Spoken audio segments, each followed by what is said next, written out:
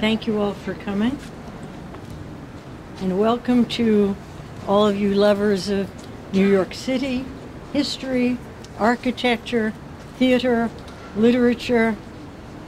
We are all gathered here today to honor and celebrate the life and the work of playwright Laurene Hansberry at her one-time home. I'm Barbaralee Diamonstein-Spielvogel, the chair of the New York State Council on the Arts and the Historic Landmarks Preservation Center. Groups of dedicated individuals committed to informing the public about the past, the present, and the future of historic preservation in our city. Our thanks to our collaborators in this, the Cultural Medallion for Laurene Hansberry, our initial effort to bring more cultural medallions to Greenwich Village. Andrew Berman, on my left, is the executive director of the Greenwich Village Society for Historic Preservation, and together with Harry Bubbins, where is Harry Bubbins? Come join us, Harry. You've done most of the work here.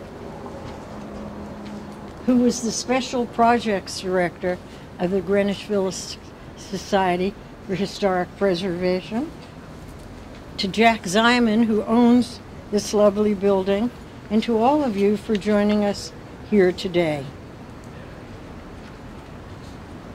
Born on the south side of Chicago, the granddaughter of a freed slave and the youngest of 4 children, Lorraine Vivian Hansberry became the youngest playwright and the 5th woman and the first black writer to win the New York Drama Critics Circle Award for Best Play for A Raisin in the Sun, which opened nearly 60 years ago at the Ethel Barrymore Theater on March 11, 1959. Her father, Carl Augustus Hansberry, a successful real estate professional, founded one of the first banks for blacks in Chicago, the Lake Street Bank. Her mother was a teacher and ward committee woman, and her uncle was a scholar of African studies at Howard University. Nonetheless, Hansberry and her family were subject to racial discrimination, the most pervasive racial discrimination that took place not only then, but at last continues today.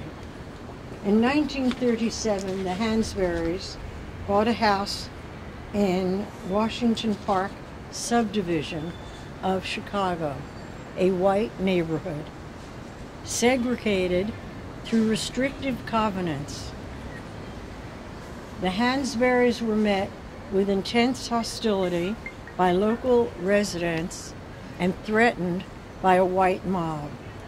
A brick thrown through a window narrowly missed Lorraine, and she recalled her mother standing armed guard over the family on several occasions during this period.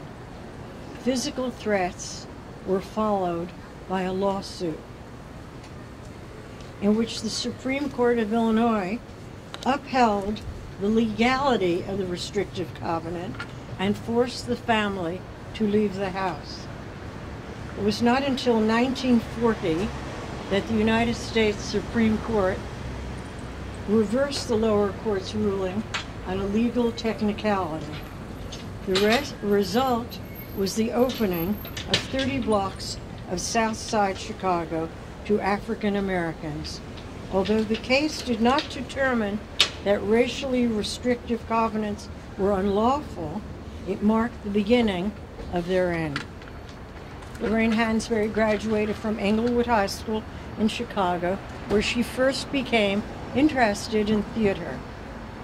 And rather than enrolling in one of the historically black colleges like Howard or Spelman, that traditionally attracted affluent and accomplished African American students, Hansberry enrolled in the University of Wisconsin at Madison. After 2 years, she left. Before completing her degree, to study painting in Chicago and Mexico. And then she moved to New York City in 1950 to begin her career as a writer who wrote for Paul Robeson's Freedom, a progressive publication, attended the nearby news school, and during a protest against racial discrimination at NYU, met Robert Nemiroff, a Jewish writer who shared her political views. On June 20th, 1953, they married at the Hansberry's home in Chicago. By 1956, she stopped working as a waitress and cashier and concentrated on her writing. The following year, she joined the Daughters of Bilitis and contributed letters to their magazine called The Ladder about feminism and homophobia. To preserve her anonymity, she wrote using the initials LHN. At the same time, she began work on A Raisin in the Sun, first calling it The Crystal Stair. In fact, she wrote the book not far from here on Bleecker Street. The Crystal Stair was taken from a line from the poem Mother to Son by Langston Hughes. She eventually settled on the title, A Raisin in the Sun, taken from the poem Harlem by Langston Hughes once again. In A Raisin in the Sun, Hansberry drew upon her own experience as well as the lives of working-class black people who had rented from her father and who went to school with her on Chicago's South Side. Hansberry determined that there were indeed similarities between her family and the play's compelling character. In fact, she said in a 1960 interview, and I'm quoting, Beneatha is me 8 years ago. The sweeping impact of her work cannot be overstated. Writer James Baldwin said that A Raisin in the Sun, and I'm going to quote again, put more truth about black people's lives on the stage than any other play in the entire history of theater. In 1961, Hansberry wrote the screenplay for the film adaptation, winning a Cannes Film Festival award, and she was nominated for a Screenwriters Guild Award as well. She used some of the profits from Raisin to purchase this very house, 112 Waverley Place, in 1960. Soon afterward, she became involved with one of the building's tenants, Dorothy Secules. The two remained partners until Hansberry's premature death from cancer 5 years later.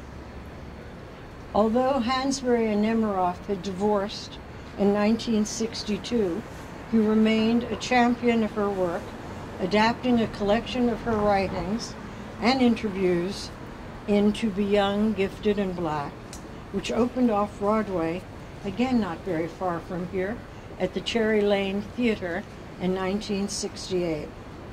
As scholars and critics more closely examine Hansberry's lesser-known writings about feminism, lesbianism, and misogyny, it becomes clear that her unpublished essay in 1961 on homophobia and the intellectual impoverishment of women and a homosexual Bill of Rights, Hansberry herself wrote, men continue to misinterpret the second-rate status of women as implying a privileged status for themselves. Heterosexuals think the same way about homosexuals, Gentiles about Jews, whites about blacks, haves about have-nots. How these themes might have been addressed by her, we will never know. She was diagnosed with pancreatic cancer in 1964 and unfortunately died by the age of 34. It left a real void in the American theater. Tonight, this afternoon, it is our privilege to celebrate her life and her work. Before I introduce our distinguished speakers, I want to comment on the placement of cultural medallions. There are about 120 throughout all 5 boroughs. We have made requests for many, many, many more. But we do live in a country of private property rights, and the person who owns the building must give permission to have anything affixed to it. We wish more of those owners were more collaborative. If you are among them, your friends, neighbors, or relatives, urge them and tell them how important this is. So what we are honoring here is what Laurene Hansberry was and what she accomplished. But as I've pointed out, it can only be placed on properties whose owners grant permission for doing so. There are those who choose not to be involved in a program like this. You can do your part in helping persuade them to be more involved in so many ways. So, by the way, she wrote Raisin at 37 Bleecker Street, but made her home here. And selecting only one of the places where she lived does not minimize in any way her other accomplishments, but I'm sure you all understand that. So first I want to introduce Andrew Berman. You are very lucky to have him right in your neighborhood. I know of no neighborhood preservation organization that is as active. Certainly there are many that are as committed, but none as active and as imaginative as the Greenwich Village Society for Historic Preservation, of which Andrew is the executive director. He has been very active in securing landmark and neighborhood zoning protections. He was named to Vanity Fair's Hall of Fame. That's right. For his work to preserve Greenwich Village. He was named one of the 100 most influential New Yorkers by New York Magazine, and one of the 100 most powerful people. This one is really going to surprise you, in New York real estate by the New York Observer. With that, may I introduce my co-collaborator, Andrew Berman. I hope this is the beginning of a long and happy life with you. Absolutely. And this is an auspicious start. Andrew Berman, will you hold on to this while you're talking? Here's one.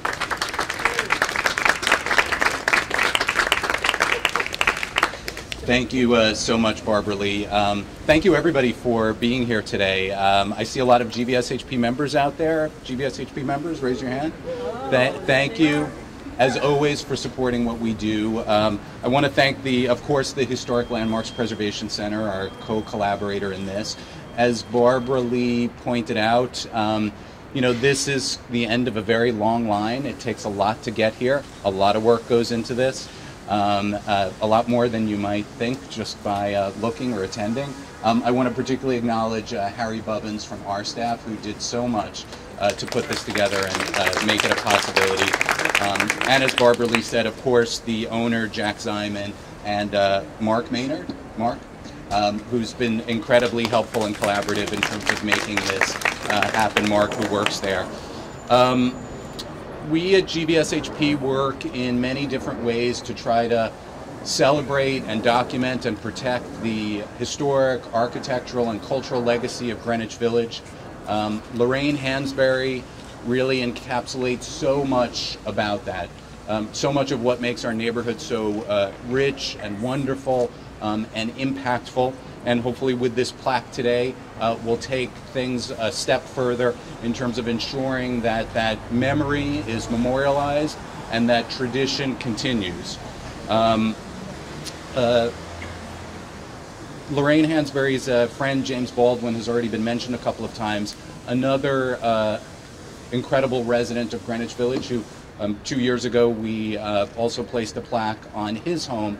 And I think that both Laurene Hansberry and James Baldwin and a lot of the people that we take time to celebrate really capture the marriage between the arts and activism that you see so pervasive in these communities. People who use the pen, the paintbrush, or a variety of different mediums, not just to create something that's beautiful, but impactful, and that will transform the way people live, the way people think, and the way our society functions. And certainly Laurene Hansberry is the very embodiment of that, that dynamic. A Raisin in the Sun, for all of us who have seen it or read it or experienced it in some way, as you know, really not only affects people's hearts, but transforms their minds. And this was, of course, during a time period when there was a huge amount of conflict and change going on in America, and plays like A Raisin in the Sun really helped to shape that dialogue and move things forward in a way that we can only hope will continue in the present. Laurene Hansberry was, of course, as was mentioned before, the first African-American woman to have a play performed on Broadway. She really was a trailblazer in so many ways. Her life was much too short, but it's amazing what she was able to accomplish in that time. She's obviously known for her works of writing, but if you dig a little deeper, you see these wonderful images of her standing in Washington Square Park, speaking at rallies on behalf of the NAACP, with whom she was very actively involved. As Barbaralee mentioned as well, she was an early and somewhat furtively involved in the gay rights movement. She really dedicated her life to change and to transformation. You know, it was James Baldwin who actually said that that may have been part of her early undoing, because she bore such a burden in terms of carrying the weight on her shoulders of all that she was seeking to change and all that she was seeking to undo in terms of the injustice that she saw in the world. So hopefully today we carry that spirit forward a little bit further. The speakers today, I think, can even more illuminate how powerful that legacy and that history is. I want to again thank everybody for being here today, and after today, of course, we'll be able to pass by this plaque and be reminded of this, but hopefully for all of us it will spur us forward in terms of trying to continue the great work that has such a powerful tradition in this neighborhood, and obviously not just in this neighborhood, of transformation and positive change in our society. So thank you very much. Thank you, Andrew, and thank you for your part in making it so. I should say, we never call it a plaque. It makes it sound like some orthodontic ailment. So we call it a cultural medallion and refer to it that way. And it's sort of more encompassing and less of an illness, really. But thank you for those important words.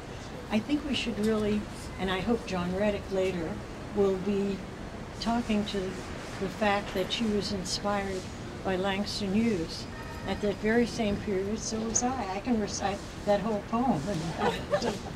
But first we are going to ask Mark Maynard, who is a resident of 112 Waverley Place, and he will represent the building's owner, Jack Ziman, who is a CEO at the Collective Works of Berwick. Am I saying that correctly? Can I just stand here? Do you think that? I just wanted to thank everybody for coming this evening. Just from the heart, this is such a special evening, finding out that such an important person lived here. Sometimes they feel like icons. They didn't exist, but they did. They walked these streets. They communed here. They fellowshipped here with their friends, their other creatives, and that legacy continues. So I feel blessed and honored, as I know everybody else does, to be able to live in this building and hopefully continue the legacy of Miss Laurene Hansberry. Thank you. Now, Catherine Morris. Catherine Morris is the senior curator of the Elizabeth Sackler Center for Feminist Art at the Brooklyn Museum. She was an independent curator, and then from excuse me, from 2004 until 2009, adjunct curator of contemporary art for the Fulbright Art Museum in Tulsa, Oklahoma. How does that compare to our prairie in front of us? Among many exhibitions she has curated for the Sackler Center are the award-winning 6 Years by Lucy Lepard and the Emergence of Conceptual Art, and twice militant Lorraine Hansberry's Letters to the Latter. Please welcome Catherine. Thank you very much. I'm going to read. Thank you, Barbaralee, the New York State Council on the Arts, the Historic Landmarks Preservation Center, and the Greenwich Village Society for Historic Preservation for inviting me to speak today to say a few words about the remarkable Laurene Hansberry. As the senior curator of the Elizabeth A. Sackler Center for Feminist Art at the Brooklyn Museum, one of my jobs is to conceive of exhibitions that relate to the lives of the 1,038 women whose names appear on Judy Chicago's The Dinner Party, a monumental work of art conceived to rewrite history, the history that many of us were taught. In 2013, as a part of my research, I began to look more closely at Laurene Hansberry.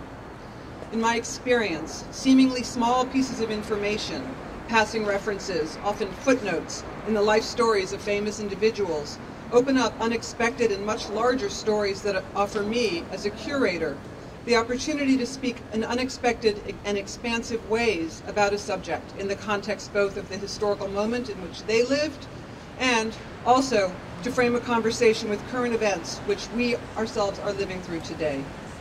In the case of Laurene Hansberry, a sentence, or was it a clause, in her Wikipedia entry jumped out at me. Since our exhibition in 2013, that entry has actually been expanded and rewritten, and today you can find the following paragraph under the heading Marriage in her Wikipedia entry. It reads, "It is widely believed that Hansberry was a closeted lesbian, a theory supported by her secret writings and letters and personal notebooks.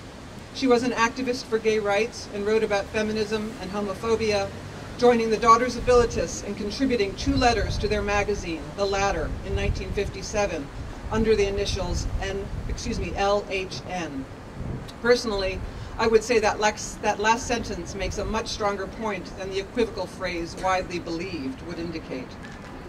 So, to be a bit more specific, building on her years of civil rights activism, in the late 1950s, Hansberry began to articulate her thoughts on the burgeoning gay rights and feminist movements through both public and private writings.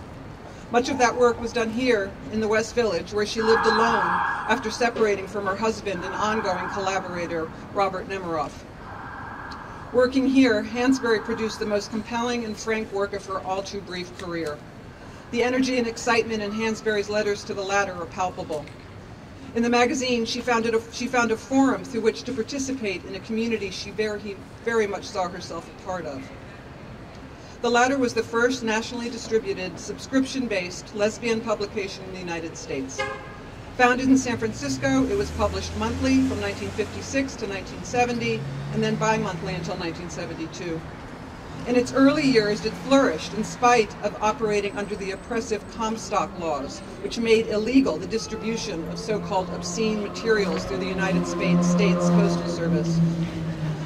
The latter was the primary publication and method for communication for the Daughters Abilitas, the first lesbian organization in the United States of which Hansberry became a member. By 1957, the magazine had 400 subscribers. So, among the lesser known of Hansberry's many gifts was the work she did to frame her own identity and articulate the interrelated social and political struggles of women, lesbians, and people of color.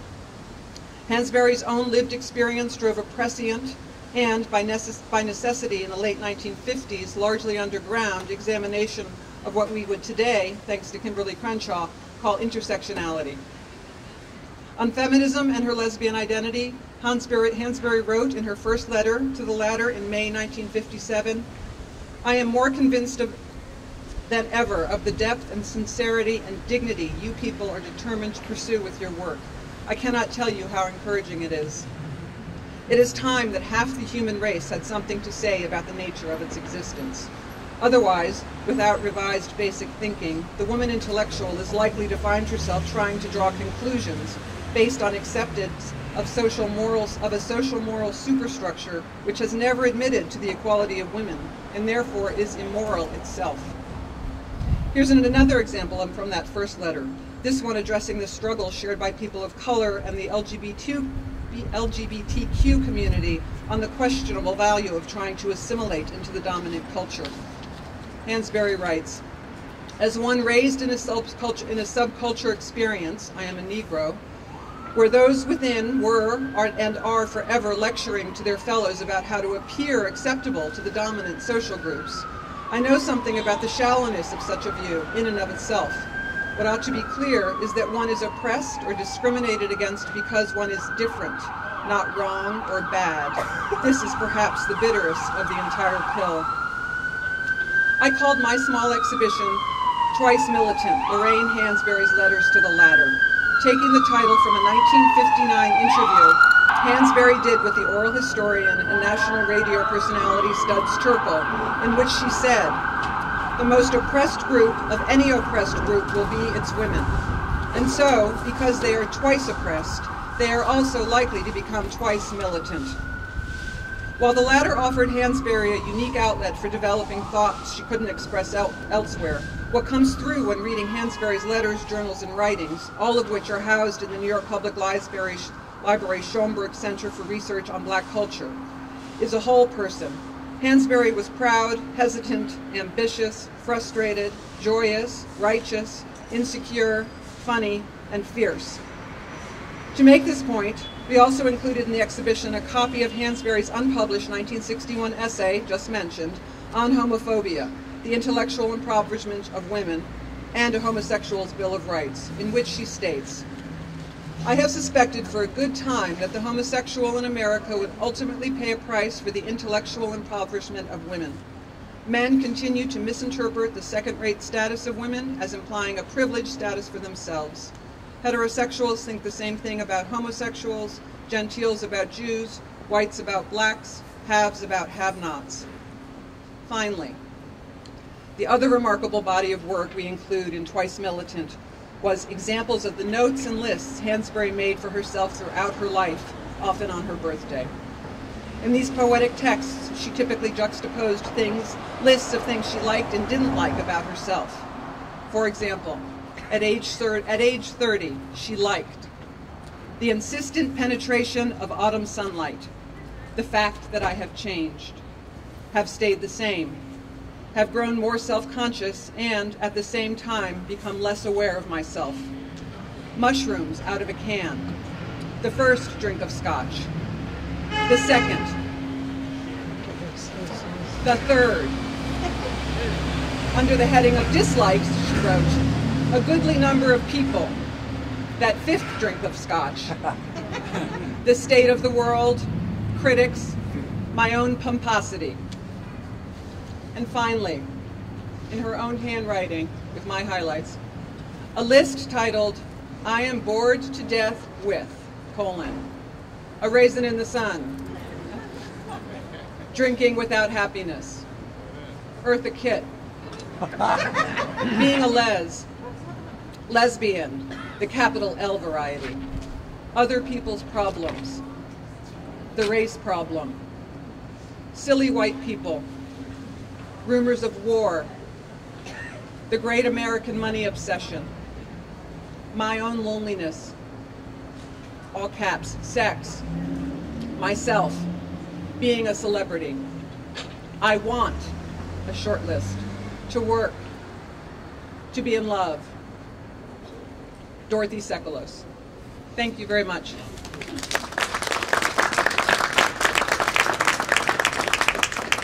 Thank you very much. Now, John Reddick, a historian and community scholar at Columbia University. He studied architecture at Yale University, has worked with Robert Venturi's office, the Prospect Park Alliance, and later with Betsy Barlow Rogers and the Central Park Conservancy, where he worked extensively on Harlem public art projects, including the Frederick Douglass Circle and the Ralph Ellison Memorial. A longtime Harlem resident, he refers to himself as Harlem Red. Have some competition there. He has also served on his community board and for many panels for Art and Transit, the New York State Council on the Arts, and the Percent for Art program of New York City. His recent scholarship explores the African American and Jewish influences on the American songbook. John Harlem Red. Thank you. Well, first of all, architecture is exploring the city for me, and the city holds all these treasures. And I really feel like for Laurene Hansberry, when she came to New York, if she had come at the early part of the 20th century, she would have lived in Harlem. All the opportunities that we associate with the village for African Americans coming from other places, Harlem was it. You could be bohemian, you could be rich and ostentatious, you could, all those things that you couldn't do in Georgia, you could come to New York and do it in Harlem. But in the post-war years, I think she was, as a writer and looking at American culture, saw integration and that next step, that post-war thinking, and the village would be where she would be. So I'm sure in Harlem they would have said, you know, she lives in the village. So they would be hinting at all the things we're referring to today, that the sense that there was some aspect of the sort of now day-to-day pedestrian culture of Harlem that might not support all that she wants to be. But she never let go of her connections with people like Baldwin, Langston Hughes, who in her coming to New York she saw as real figureheads to the African American movement and its artistry. And her play, Raisin in the Sun, really references Langston Hughes' verse from Raisin in the Sun. So she loved him, she connected with him, and as she went forward, she started to see that the next generation was as important as the issues of her own generation. And in 1964, when Robert Kennedy and the Kennedy administration was facing the civil rights upheaval, Robert Kennedy brought together a group of noted African-American figures to talk to him at the Justice Department. And in that meeting, there was Harry Belafonte, Baldwin, a whole range of civil rights players. And there was one young man there from the South who had really experienced what was going on in the South. And Bobby Kennedy was sort of saying, well, we're here for you. And in 40 years, he predicted he'd be an African-American president. And he was on the money there. That wasn't fast enough for the people in the room. And even though he was talking about being an Irish immigrant and the struggles he had, there was some impatience to listen to that. And the young man from the civil rights movement began to cry, saying that all that you said you're doing for us in the South, I stood there while your men waited till somebody was hit before they intervened. And the boy just kept crying, and the whole tenor of the room started to change. And Bobby Kennedy started searching out the room for what he thought were his peers that would listen, Baldwin and these other people. And Laurene Hansberry looked at him and said, the most important person to listen to in this room is that young man. And the more anxious Kennedy got, she says, if you can't hear him, then you really can't hear the rest of us. And so when we think about that period, and then we think of someone as militant as Nina Simone, who went on to write the song Young, Gifted, and Black. Nina Simone goes on and on and on about how all her sense of the movement came from Lorraine Hansberry. And so when I passed this building, and you know those connections, you can imagine Nina Simone slipping in and out. And when Nina Simone wrote Young, Gifted, and Black, Lorraine Hansberry had passed. And she said she just woke up one day with this epiphany and vision of her friend, and she said she could literally see her. And so I can imagine her picturing her friend visiting this very house and saying the next generation had a voice that we had to listen to. And she penned these words, young, gifted, and black, we must begin to tell our young, there's a world waiting for you. This is a quest that's just begun. When you feel really low, yeah, there's a great truth that you should know.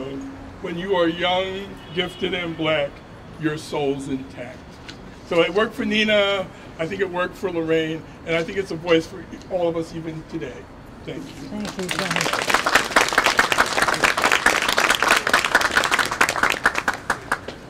Our next speaker, Tracy Henderson, is president and CEO of the Film Posse, and an award-winning filmmaker, director, producer, writer, and consultant, a graduate of Wellesley College and the Harvard Graduate School of Education. Tracy serves as a professor of the practice in media and screen studies at Northeastern University.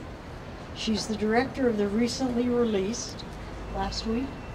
Toronto is the very recently released, Sighted Eyes, Feeling Heart, a feature-length documentary about playwright Laurene Hansberry, which had its world premiere at the Toronto International Film Festival, its U.S. premiere at the Chicago International Film Festival, and is slated for its New York opening on November 11th at the School of Visual Arts. And we congratulate you on that. It'll have its television premiere on the PBS series American Masters that just viewed Steven Spielberg. She's next on January 19th, 2018. Tracy Henderson. Straight. Yeah, that's great. Hi, thank you so much, Barbaralee, for inviting me, and thank you to all the other organizations who made this possible. I have spent a lot of time in my life thinking of Laurene Hansberry. It's been so much that if I bring up her name, my mom is like, la la la la la. The documentary that you've heard that I've completed has taken 14 years of my life. And one of the things I used to do before even the 14 years started is walk around the village, and I would go to 337 Bleecker Street, and I would come here to 112 Waverley Place because I knew, Lorraine Hansberry had lived here. And at that time, I didn't really know much about her at all. What I wanted to talk to you, since I did spend 14 years learning all about Laurene Hansberry, I'll let you come to the film and hear a lot more about her. But today I thought I'd just kind of focus on Waverley Place, because in fact we don't talk about Waverley Place in the documentary. Any reason for that?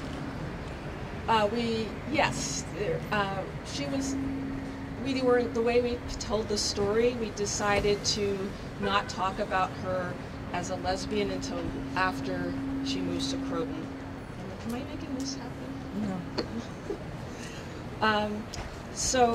First of all, I don't know if anyone was going to talk about this, but this building was built in 1826. We love history. That's why I make these films. I love history. It was built in 1826. It was updated in 1916 by architect Adolf Nast. And Laurene Hansberry moved here, as you have already heard, at the end of either the end of 1959 and the beginning of 1960 with her proceeds from probably the movie and the play. She sold 112 Waverley Place in June of 1964. And I wanted to read you some of the things I looked through her papers, because I've gone through a lot of her papers, and wanted to see when 112 Waverley Place came up, and so I wanted to read you a few things. So this letter is from Dorothy Sekulis to Laurene Hansberry, circa 1961. No, let me back up. Laurene Hansberry bought this place, and Dorothy Sekulis, who became her on-again, off-again partner, was already living here. Dorothy was 15 years Lorraine's senior, and I guess over time they fell in love. Another person who was important in Laurene Hansberry's life was Bert DeLugoff. His brother ran the village gate, and Bert was involved sometimes, but he was going to medical school and eventually became a physician, but he lived here as well. So she bought the place, and she says, here's what she wrote in 1961. This is actually from Dorothy to Laurene. No news of 112. Everything has been quiet and uneventful. Did notice that a gentleman is living in the basement. Can't tell whether it's the old one or the new one. We'll investigate further. Then Laurene wrote to a lawyer in 1961. Greetings. Here are some goodies. All is quiet at 112. I shall wish to have a meeting of the board sometime at everyone's convenience. That is you, Bob, that's Bob Nemiroff, Clarence, that's Clarence, oh my gosh, Clarence I'm totally blanking on his name. He's in our documentary. What did he do? He's a lawyer. He was a lawyer for James Baldwin and Martin Luther King, and sometimes he was her lawyer, and me. I should like very much when it's possible to hear a complete accounting of how things presently stand with all my affairs, contractually, house, taxes, money, the works. March 1964, Hansberry Diary. Business. Think there's a buyer for home, 112. Only wants to pay $10,000 down or something though. $8,000 sale, however. May 15th, 1964. As for good news, there is some change. There appears to be a buyer for 112. I can hardly believe it, 3 exclamation points. But they've signed papers today and there's a check and all, and I'm beside myself with happiness over it. May 29th, 1964, from her diary. Money. Been lying here worrying about it. Want D, Dorothy, to get a nicer apartment, for which I shall share the rent. True that 112 is being sold, but I plan not to touch that. June 6th, 1964, from her diary. Sold 112. So one of the challenges of making a documentary about Laurene Hansberry is like going through all of these papers and all of these things she's writing about, all sorts of topics, and deciding, you know, what to put in the film. And so, as I've said, 112 Waverley Place is not in our documentary. We focus on 337 Bleecker Street, and we focus on the village. There's a really lovely scene that I hope all of you people from the village will love, because we talk about how important that was to her development as a writer and a source of inspiration. Laurene Hansberry, as you've heard already, is so complicated. There's so many ways we could have told her story, and we chose to focus on a story that of her as an artist and an activist, and we feel like that as the first feature documentary about Laurene Hansberry, where we learned that people have forgotten who she was. We thought that was the story to tell, and it turns out, because of when we're getting done, it's a really timely story to tell, and so we're just so pleased to be able to bring it to audiences. The responses have been really well. I'd love to see you at our screening at Doc NYC on the 11th, and you can let me know what you think, and I would be really honored to hear from you all. So thank you for letting me speak here today, and I know more about Laurene Hansberry than a lot of things. So if you have other questions about her after this event, please don't hesitate to ask me. Thank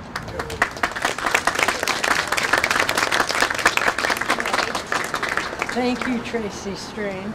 Now it is a real pleasure to introduce the award-winning writer, producer, and media consultant, someone very familiar to all of you. Now the host of CUNY Television's Black America, Carol Jenkins is a well-known reporter, writer, and speaker. During her Emmy Award-winning career, she anchored WNBC TV's evening newscast, covered international, national, and local politics, and hosted on WNYW her own daily talk show, Carol Jenkins Live. She was the founding president of the Women's Media Center, which bestows the Carol Jenkins Young Journalist Award to an accomplished media professional each year. She is also the chair of the Leadership Council of the African Medical and Research Foundation, a 55-year-old Nairobi-based organization and the largest African-American health NGO on the continent. She's the recipient of both Lifetime Achievement in International Reporting Awards from the National Association of Black Journalists, and holds honorary degrees from Marymount Manhattan College and the College of New Rochelle. I bring you Carol Jenkins, very live.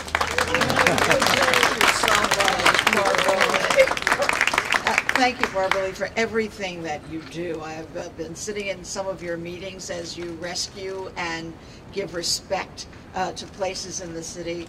As Barbaralee said, I host a program called Black America, conversations with black people who ordinarily would not get a half an hour to tell their story and to document their contributions to our lives. And I just recently came from Birmingham, where my uncle's motel, the A.G. Gaston Motel, which was the headquarters for Martin Luther King when they were desegregating Birmingham, was just made a part of the Birmingham Monument. The play takes place at that motel.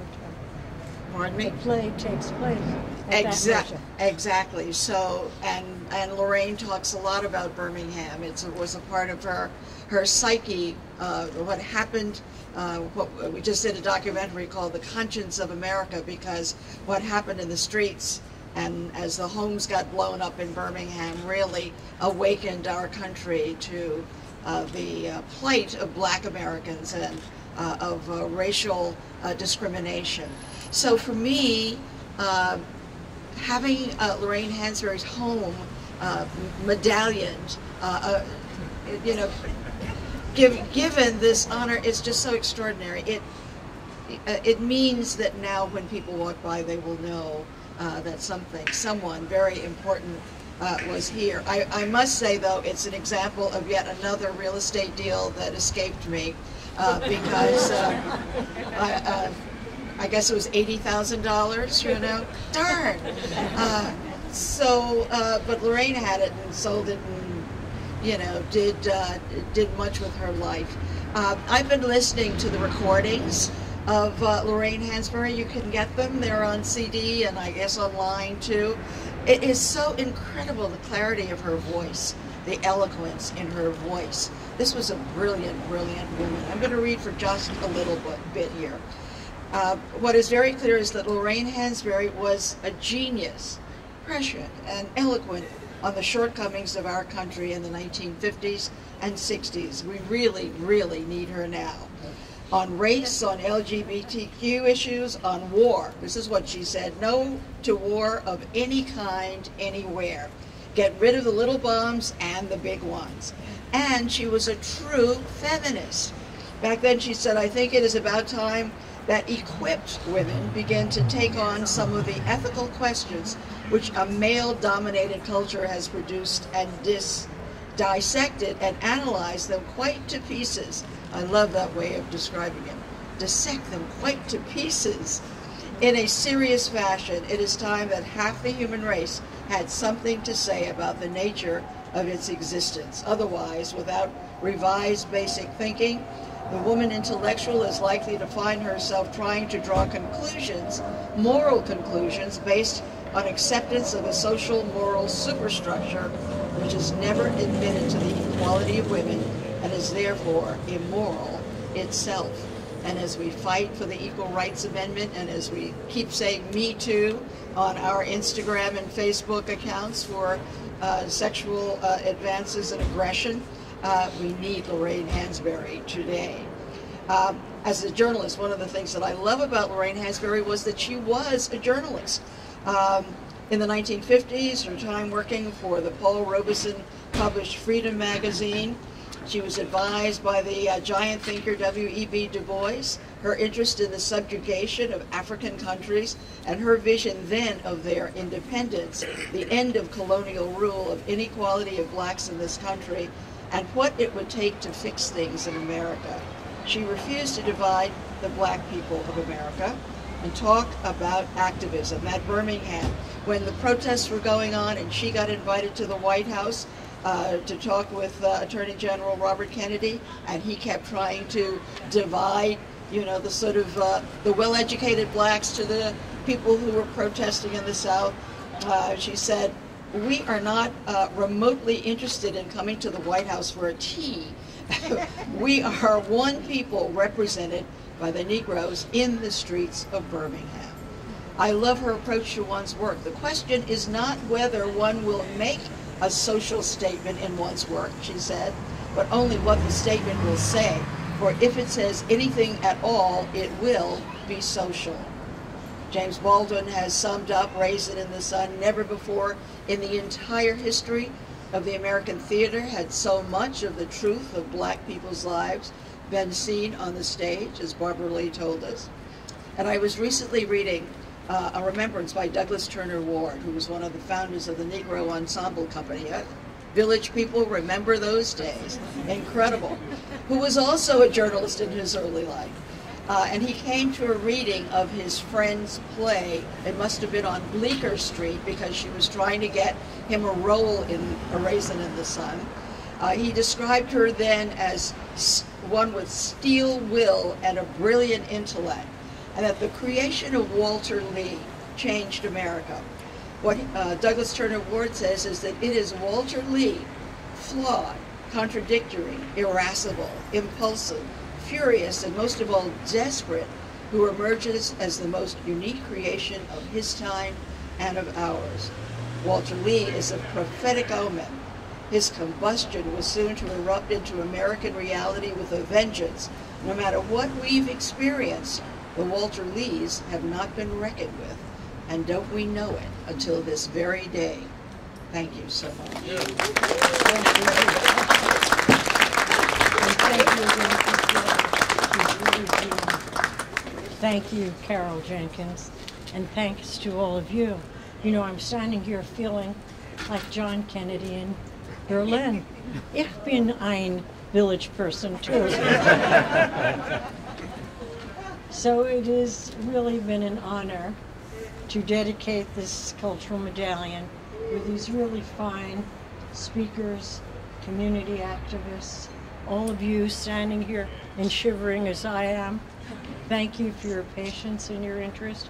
Will Deborah Burchad and Harry Bubbins please come forward to unveil and read the cultural medallion. Harry, will you unveil it? Okay. And Deborah Burchad will read it while he's doing that. And you should come up too, Simeon, the father of all historic districts.